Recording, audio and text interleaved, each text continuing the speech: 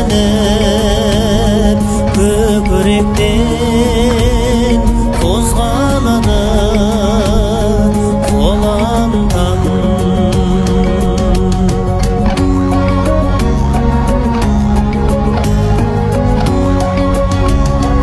Әке шеше бауыр сіңлі бәріме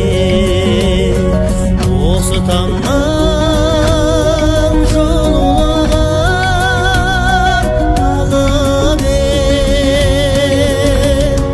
біздің үйдің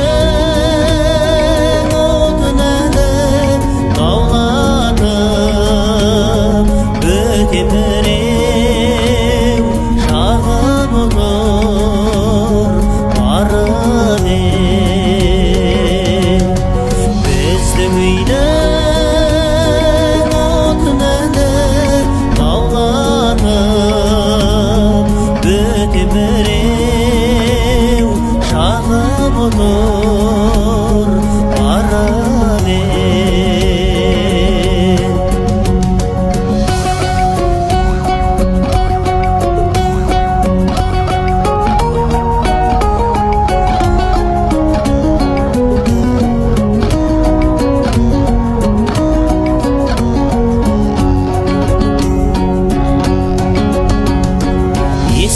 Жұртым сағынбасын қайғалы, дәм айдаса барып тұрам айдалы.